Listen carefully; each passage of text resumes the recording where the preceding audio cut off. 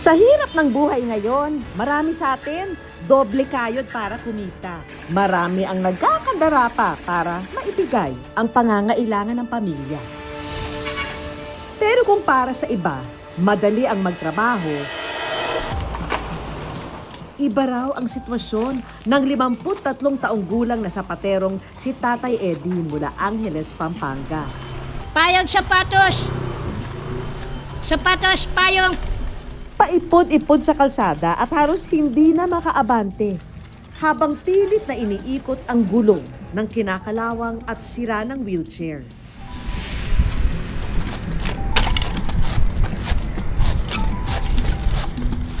Oh, may hirap talaga.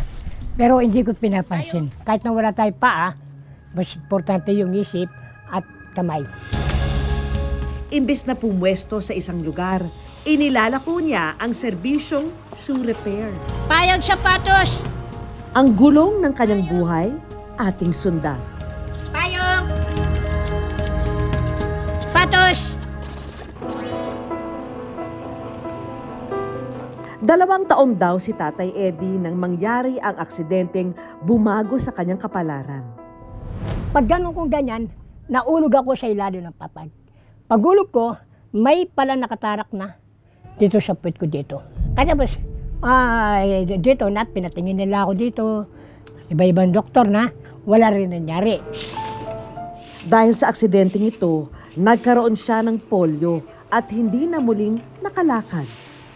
Mahirap man, hinarap niya ang kapalaran ng buong tapang. Karamay ang ina. Hindi niya inano yung sarili niya kahit na may kapansanan. Nag-anak buhay siya. Ako pinagmamalaki ko yan.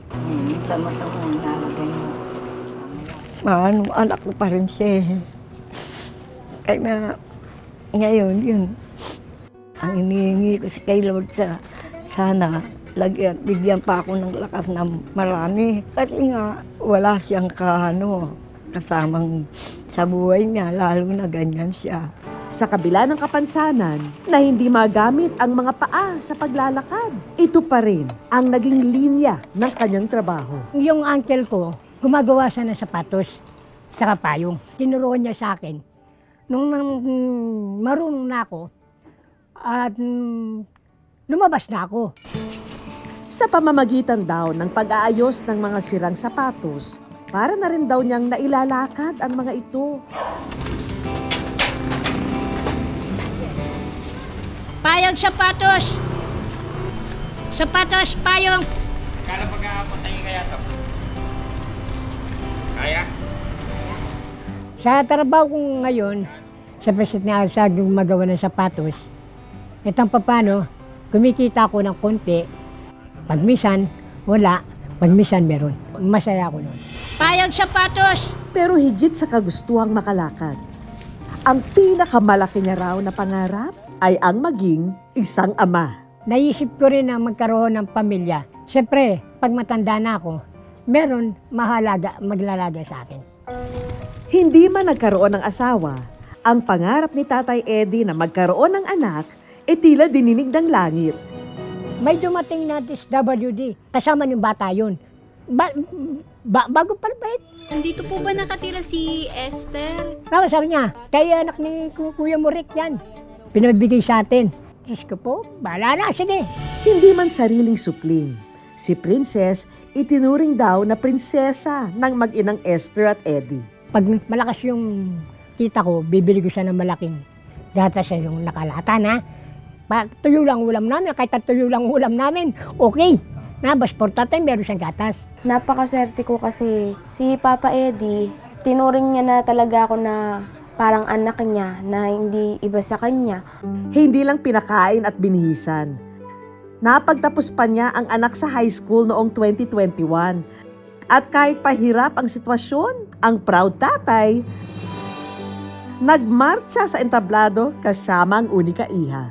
Nagpapasalamat akong talaga kay Papa Eddie. Kahit ganun yung work niya, good provider siya kasi binibigay niya yung mga pangangailangan namin, pangangailangan ko sa school. Payong! Extra sipag nga raw ngayon itong si Lolo. Si Princess kasi malapit ng manganak sa ikalawa niyang supling. Excited man sa kanyang apo. Ang problema, ang wheelchair niyang gamit sa pagkakayod, kaunti na lang, bibigay na. Payag sapatos!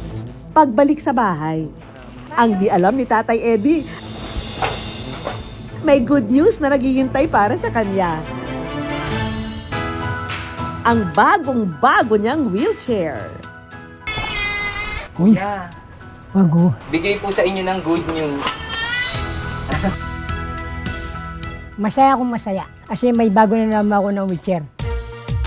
At di lang yan ang aming hatid dahil ang Good News Team may kaunting tulong pinansyal din para sa masipag nating sapatero.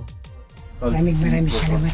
Ako'y natutuwa dahil ito ako matagal ko na rin na magkaroon ng bagong wheelchair. Maraming po salamat. Mabuhay kayo.